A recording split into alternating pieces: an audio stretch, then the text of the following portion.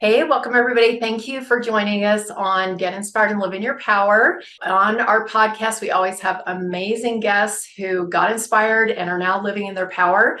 And today is another one of those wonderful guests. We have Larry Andrew. He actually has a business partner in his business that wasn't able to make it tonight, but we're definitely want to give him some credit to Nathan, your son, right? Yes, uh-huh. Awesome. Well, we're so glad to have Larry here and Nathan here in spirit to talk about your business. And as we jump into this, I know there's a lot of backstory that we want to talk about. I want to give a little bit of history and talk a little bit about you and kind of what your profession is that you still do, right? Right. Right? You are a doctor of reproductive medicine and bioidentical hormone therapy, and you've been doing that for 27 years. I hadn't heard of bioidentical hormone therapy. Yes, it's the natural hormones that help Oh, people awesome. of all ages it supplements onto their health, onto their normal hormone levels and improves them, raises them up to that of a 25-year-old level. Wow, that's wonderful. That's awesome. Well, I'm going to be 60 this year, so maybe I ought to talk to you about that. I've always felt like I can live and to be 125. My great grandfather lived to be 116, Oh, and I always felt like I can live to be 125 and have really good health. So maybe I'll want to talk to indeed. you about that. But that's not what we're here for tonight. We are here to talk about your business that you started with your son, and I want to give a little bit of background on that. You told me that you had an interest in rappelling and climbing from the time that you were 11 years old, and you had your dad weld you up a carabiner, and you and your friend rigged a rappel off of his parents' two-story house, and that was your first rappelling experience. You want to tell us a little bit about that? Yeah, so I saw it on TV and thought, well, I want to do that. And I didn't know how to get hold of carabiners or anything about them, but I did see what it was made, what it looked like. And so I had him, he's a welder. I had him weld me up one and pretty strong. And we, hooked up pack belts and connected it to it and wrapped off the top. So we Wow. did that several times. That is amazing. I think kudos to your friends' parents for encouraging these adventurous two boys to do something fun. Now, people who are adventurers probably know what a carabiner is, and I know what a carabiner is, but I don't know if everybody knows what that is. So maybe talk a little bit about that and some of the climbing gear, or even a little bit about the packs that you use in your climbing now. I know we haven't quite got to that yet, but I just want to give everybody a little bit of context of where we're at and what you're doing. So carabiners are either oval rings or D rings made out of aluminum, strong aluminum, and some of them are made from steel, but they have an open gate that you can lock and you put the rope through that. And you can hook that onto other gear so that you can rappel down slowly as friction goes through the gear. It slows you down as you pull more tension on it or release tension. And so you can go whatever speed or stop. And that usually is attached to a harness that is around your body, lightweight and very strong. And so you can go off of about anything depending on your rope size, Even a two-story house. even a two-story house. My first introduction to a carabiner, I'll tell you why I know what a carabiner is. She's 30 years old now, but my middle daughter, when she was like one, as soon as she was able to walk and get around, she learned how to open the gate and get out. And I would have neighbors bring her back and tell me where she was. And it freaked the heck out of me that she would get out and I wouldn't know where she was. And so I got a carabiner to lock the gates. That was my first Perfect. introduction to a carabiner. Yeah, So they have many uses. they do. Boats, you name it. Yeah, Airplanes. yeah, awesome. Well, after that two-story home, it looks like you had lots of opportunities. You went on scout adventure, crew climbing at Joshua Tree National Monument. Where is that? Is that in California? Because I know you grew up in California. Yes, that's high desert out by Palm Springs. Okay, awesome. I know in that experience. You found out you were pretty good at doing this rappelling and climbing and all of these things. And so just a few years later, you invested in some climbing gear and found a climbing partner. Do you want to talk a little bit about that time of your life and kind of where things went from there? Yeah, so I was getting more and more into it, and we needed money, and so I had some, and I purchased some gear, but I found somebody in our local area that liked it as much as I did, and he was 2 years older, and we decided to pool our resources and get whatever gear we could, and over time we just collect more and more gear, and then we decided, well, we're having a lot of fun, but let's learn this even better. So we went out to the California Technical Rock Climbing course provided by someone who had trained under John Wolfe, who was a leading expert out in Joshua Tree. Joshua Tree is out between kind of San Jacinto, San Gorgonio Mountains and out that direction. Just desert, but you have these 1, 2, 300-foot rock piles of wonderful granite. And so there's all sorts of different types of climbing, and it's just like a mini Disneyland. Wow. Yeah, for a climber, somebody that enjoys that, seriously, it's like a playground, right? Mhm. Absolutely. We couldn't get there enough. It was an hour and a half away from my home, so Wow. it took a little bit to get there, but boy, was it fun. I want to talk a little bit about this love and this passion that you were developing of finding out that you were good at something and just wanting to get better and not having a ton of money at 17 years old to be able to invest in all the climbing gear. I know, as a doctor, that's probably not a problem. I mean, I'm guessing you don't Yep, need not to an tell me issue anymore. not as hard as a 17-year-old. And so you just kind of went out and did what you could, finding someone who had an interest. Wasn't even somebody that you knew before. Is that right? I knew of him, but I didn't know that he had any interest in it. Yeah. So doing a little bit of research there, just finding somebody to, I need some money. Maybe there's somebody else that can kind of chip in and we can do this together.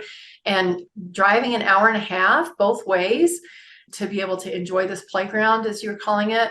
We always had to camp out there, spend at least a day or two or three, because an hour and a half, my recollection isn't quite as good. It might have been 2 hours, but it was far enough away that you just didn't go there and back in a day usually. Okay.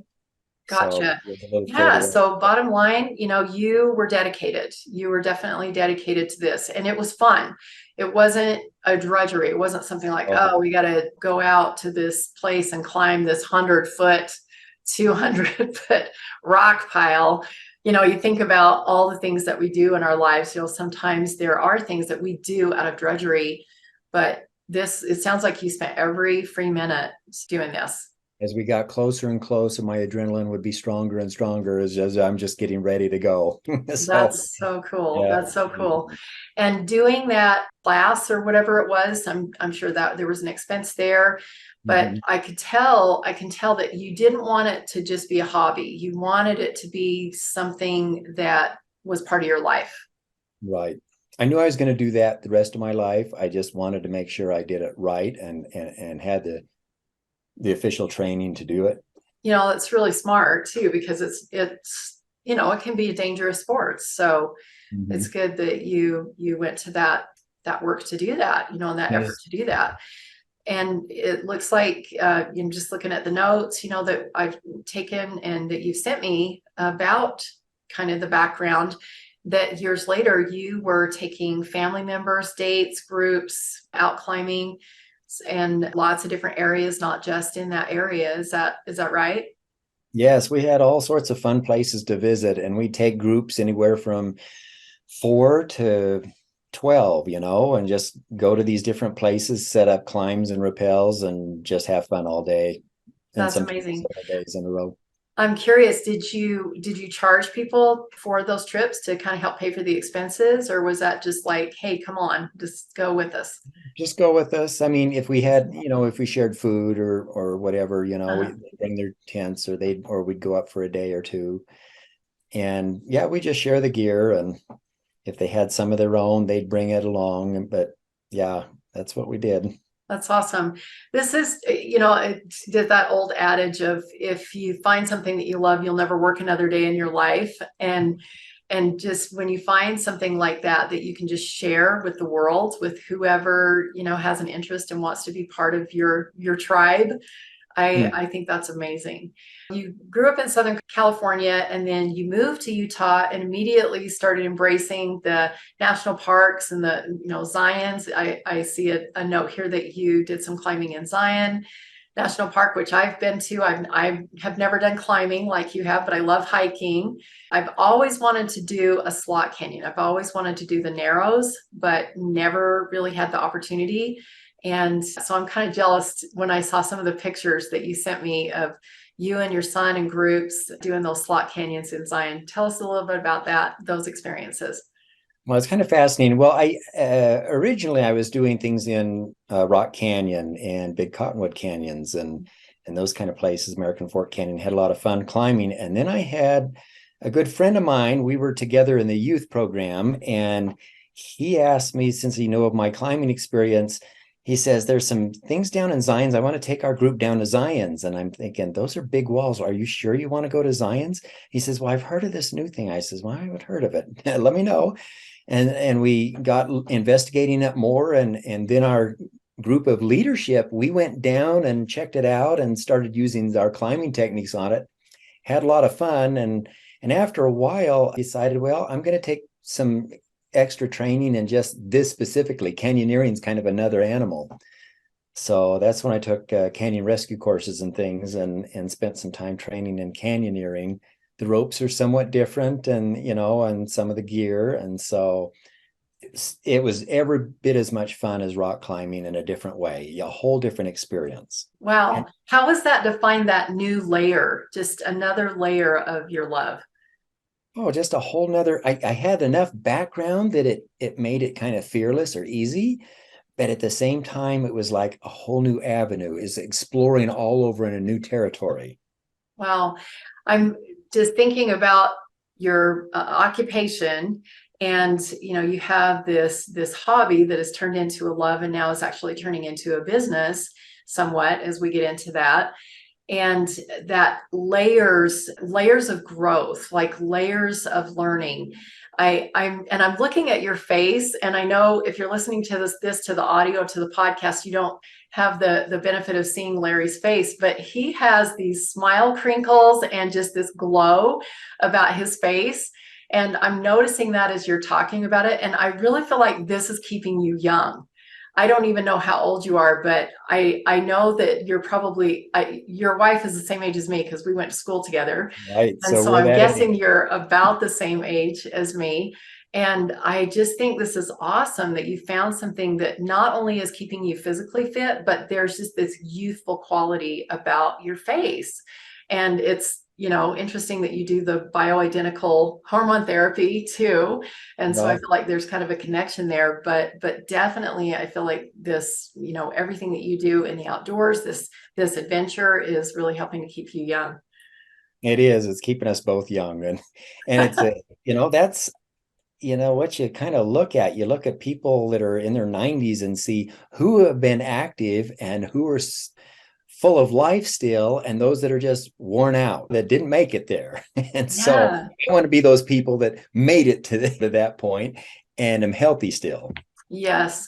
My grandpa, now this is on the other side. So my great grandpa that lived to be 116 is on my dad's side. My mom's side has longevity as well. My grandpa could do one-armed push-ups until the day he died. Oh my And he was 95, and he just was so healthy and amazing, sharp mentally, and he still cooked his own meals. And I mean, he was amazing. He was just a mentor to me in every way.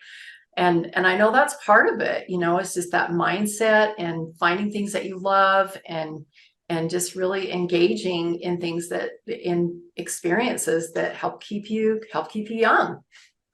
You have a list of things here that you have loved doing, and I'm going to read some of these off, and I'd like you to maybe share a little bit more about some of these that I don't even know what they are.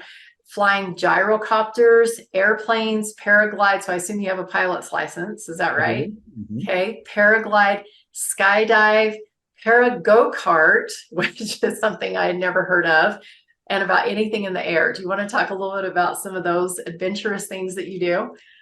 Well, when I was younger, my grandfather used to fly, and he would take me up in these old fabric planes, and some that he had built before. And we'd have oil smoke coming in the cabin, and the little plastic windows, would slide up and down, and the door handle was plastic, and you'd flop it open. And he would do these aerobatics and things, and it just all those fun experiences from my youth made me want to fly as much as climbing, really. So anytime I can get in the air, I get in the air, whether it's an airplane, I have my own experimental aircraft that my father and a good friend helped build, and I assisted with that. And then years later, I wanted to get in a rotorcraft, which is helicopter, and it's just such an expensive sport. Even just to fly it anywhere for everything, it's so expensive. But I found a step down from that as the gyrocopter. The one I purchased was a 3-seater. It can take 3 of us up, and it has a rotor. But you start the rotor spinning, and then you start taking off like an airplane, and it flies like a helicopter. Wow. And then you can That's land it neat. like an airplane, or you can land it like a helicopter somewhat. Wow, that sounds so fun. I'm gonna have to look some of these things up on YouTube or whatever so I can see what they are. Tell us about the para go-kart. That one sounded really interesting to me too. Oh, I had a good friend from Michigan that moved out here, and he was a pilot for many years. Anyway, he found this fun hobby with this little 3-wheeled go-kart kind of thing where there's 2 of us, a tandem, one behind the other, and it has a paraglider parachute. And you just take off kind of like a little airplane, but you're doing like 20, 30 miles an hour is all. And it takes off, and you're just flying 500 feet, or you can fly 1,000, 2,000 feet above the deck, or you may fly 10 feet above it, because you're not going very fast. So it doesn't really matter. That was just a lot of fun. Well, that does sound like a lot of fun. Well, all of these experiences, all of these adventures that you've engaged in, all of these loves that you've allowed yourself to really indulge in. And I just want to say that, there's so many things that we love to do that we just don't take the time, or we don't put the money or the energy into it to learn it, to get really good at it or whatever. And you have done that. And I think that is just an inspiration right there, to take those things that you love and really dive in and go all in, just as much as you would your occupation. Awesome. So all of these things that you've engaged in have led you to what I really wanted to. I mean, I love talking about all the fun things that you've been doing, but I really wanted to focus also on this inspiration that you got, and your son was part of this too. So I'm going to let you tell a little bit about that, of some struggles or some frustrations that you had within all of these adventures that you were doing, and something that you invented that has helped some of those frustrations. I'll just let you take it away. So a number of the hobbies that I have, including and more specifically the canyoneering, we would go down slot canyons, and some of my favorite was to go through water, either through waterfalls or rappel into potholes of water. And you swim across and try and climb out, and then swim across and try and climb out, and to rappel again and swim across and rappel. And my frustrations came in these dry bags or kegs, plastic kegs that things would rattle in. They were waterproof, but they were an obnoxious shape, and they took up too much space in your pack. So you had to put it in your pack, and your pack had to leak. So it had to have holes in it. So when you went through the water, you wouldn't be carrying 80 pounds of water. The packs at that time, most of them, if they didn't leak, they weren't any good. You had to get them to leak the water out, but then you had things you wanted to keep dry, say your camera and your medical kit, and maybe a little bit of food and something dry for after the canyon if it was cold when you got out, because we go all times a year. Are you talking about their, like an actual keg shape, like a plastic or whatever? Yes, like a plastic with a Okay. plastic lid and just So a, bulky and yeah. okay, gotcha. It was just and then dry bags, and we some of them we do overnight, and my a sleeping bag would get wet, or your gear would get wet, because when as you're going through these waterfalls or going through potholes, your gear is getting submerged. And so water, fine, no matter how tight you did it or how many rotations you did on the dry bag, water would inevitably leak in there and get on some of your stuff. And then when you went to get things, you'd have to pull your dry bag out of your pack. It was, cinched up in the pack. So you'd pull that out and then you'd open it up and then dig down to get whatever you needed. And some of your stuff was at the bottom of the dry bag. So nothing was convenient, and things were still getting wet. And then it was heavy because there was excess. You had to bring a dry bag on top of your pack. Mm-hmm. And so it took a lot of extra energy, and your pack weighed a lot afterwards, when it soaked up some water and that. And after those frustrations, I kept thinking there must be a better way. I kept looking for better things out there. And finally, I thought, well, I go down in a dry suit a lot. Why don't we just get something zippered that we can open up and look at all our contents at once? So we don't have to dig down for things, and I don't have to get anything separate. I can keep everything dry in my pack. And Makes so sense. yeah. And so my son and I take my family a lot on these canyon trips. And, we were talking, I was talking to some friends too. And I thought, why don't we come up with something that uses dry suit zippers? So it uses that mechanism where we can keep things dry and we have easy access.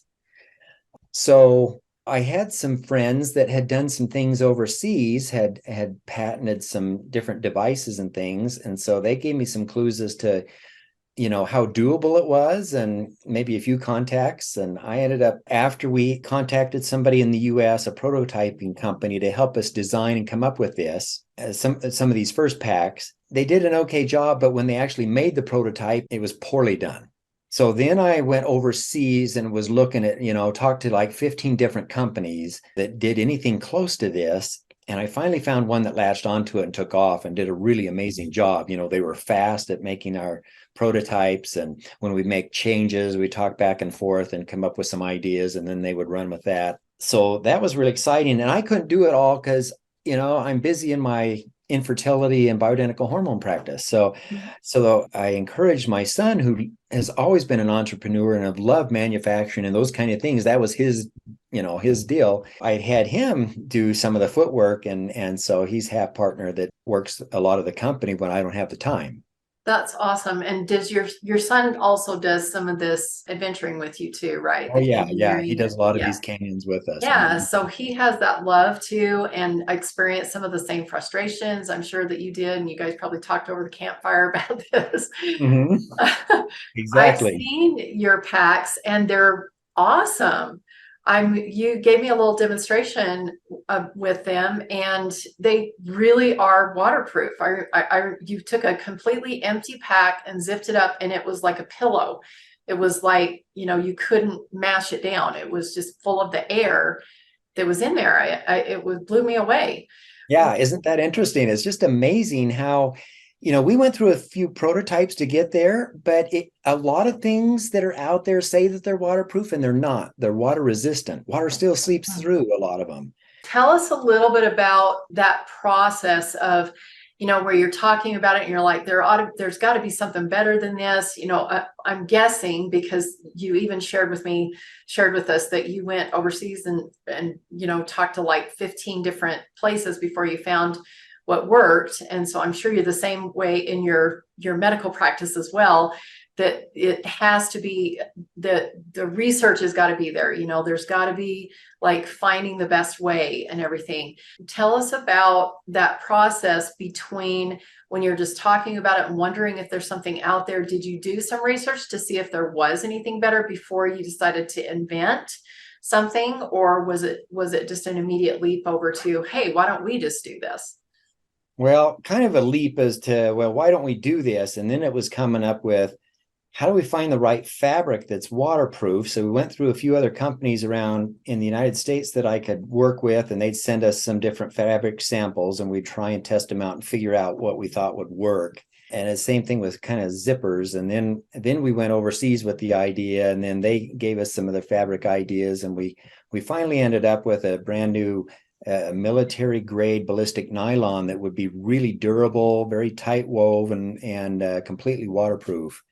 The downside is it's really expensive. So these packs couldn't be super cheap. I mean, they're relatively cheap for what they are. But according to with some packs, other packs are just super cheap. Some of them, they're cheap materials and they just kind of throw them together and they can make them pretty inexpensively. Mhm. These are a little more, just a little more pricey, but not for a total waterproof, strong pack, because it's, like I said, it's this military grade ballistic nylon and plus Hypalon, which are very strong, rugged materials. Yeah, And that was one of the things that I noticed when I was handling the pack, that is like these are virtually indestructible. And you mentioned as you're going down those slot canyons, sometimes you're in like a tight squeeze and your pack's getting dragged along the wall or whatever on your back. Is that right? That right. they do kind of get torn up a little bit.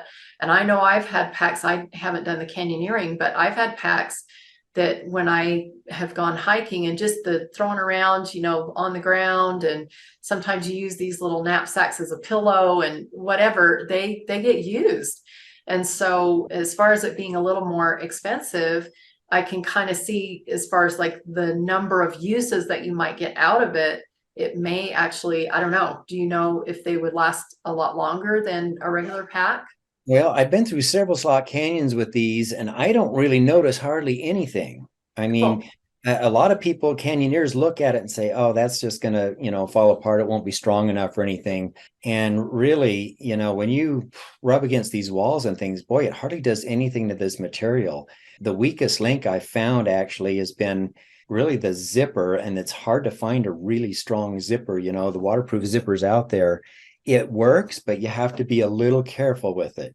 If there's getting a lot of sand or dirt on the zipper, we have protective covers on a lot of them, but even still, sometimes that dirt and sand gets in. You just gotta kind of wash it off, make sure it's clean enough so that the action works really well. Awesome. So there's a little bit of care that, and I'm sure, people who do this canyoneering and they're used to taking really good care of their equipment. I'm sure it's like an oil painter would make sure that their brushes were washed really well after they oil painted. So, or somebody who goes shooting would definitely clean their gun really well after they do their target practice or whatever. So I'm sure that that's not anything new to people that would be interested in this type of a product, right? Right. Yeah, awesome. So I loved the fact that you had this idea that, you and your son talked about it and said, you know what, let's just take this leap and let's do it. And it can't have been cheap. It sounds like it wasn't like an overnight thing. Had to do a lot of research and make some new connections. You had to make some connections overseas, things like that. Doesn't sound like it was an easy process. Tell us about that process. Yeah, so it hasn't been very easy, but and there's been a lot of wait time in between where you're waiting for things to come overseas after you've made some adjustments, and it doesn't happen fast. It can happen, a month, 45 days later, 60 days later, as far as getting another one out. And then you have to buy a certain amount of material because they have to get in bulk. So it's not like, oh, I just want to make 10 of these and try them out. You can't do that. You got to make 100 and, 200, 300 of them. Well, So it's kind of once you get it to that point, it's still not perfect, but it's a leap of faith. yeah, You're having to just do what you can. And that's what we've done. yeah, They've been really, really good with everything that's been invented. There's a learning curve and there's things that you wish you could change, and you do. Each generation, you get better with it.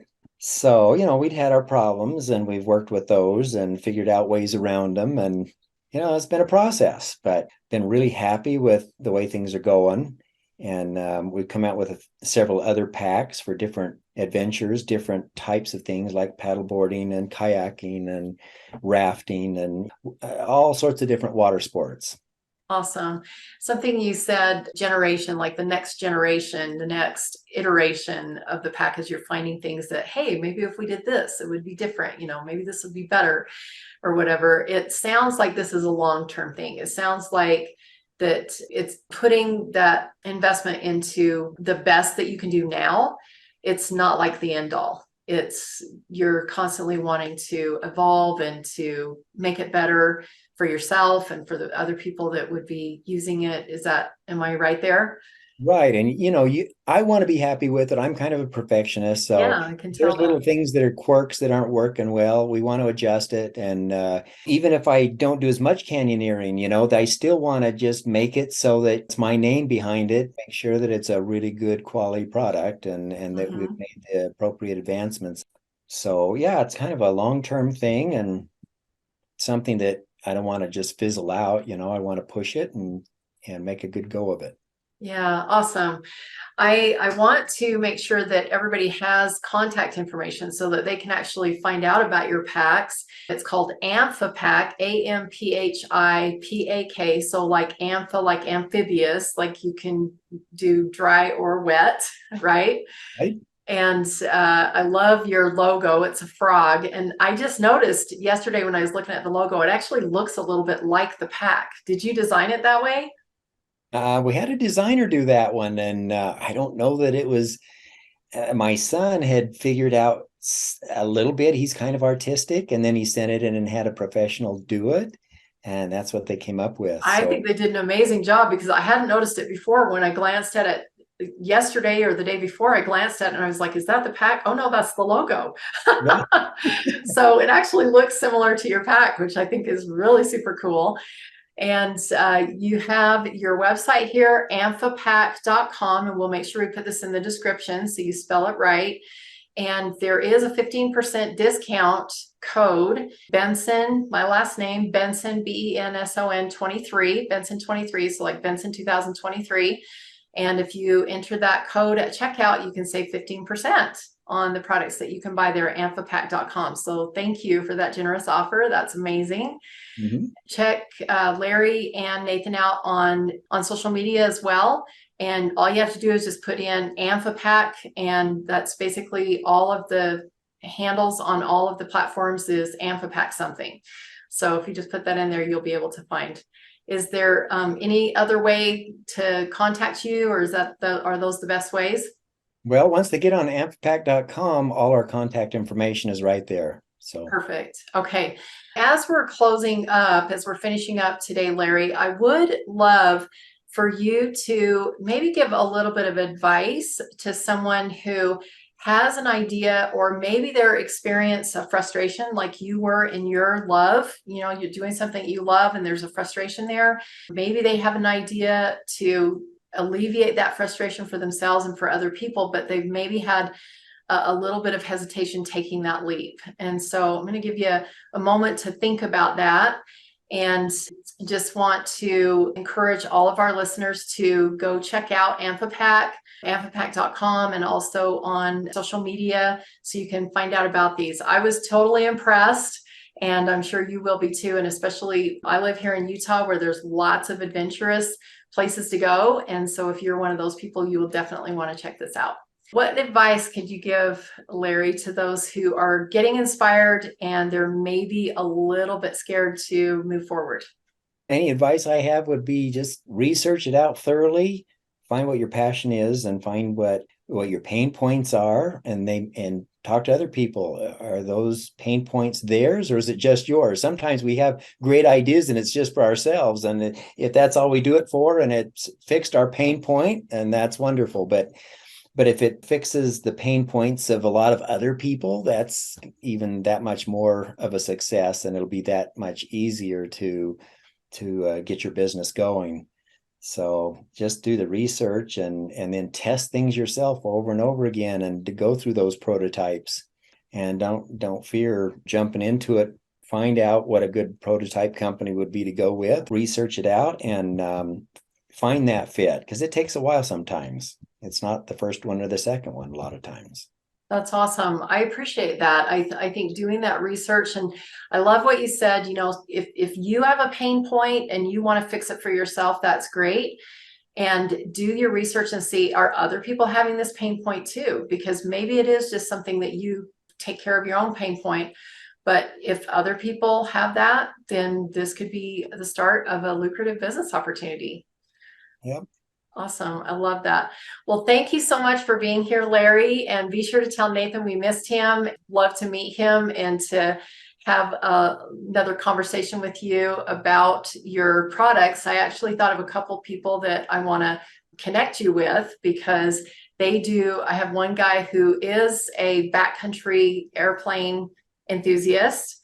And so he flies the airplanes and lands them in who knows where. And he's part of groups that do that. So I know he knows probably lots of people that could use your packs. And so I'll get in touch with you and pass on a couple names. Sounds great. Yeah. So that's what it's all about, relationships. You mentioned that too. As you were doing all your research and everything, one of the biggest parts of that research was finding those contacts. So super important. Yes. All right. Well, thank you so much, Larry, for being here. And thank you, listeners, for being here. And until next time, go out and get inspired and live in your power. Thank you, Eileen.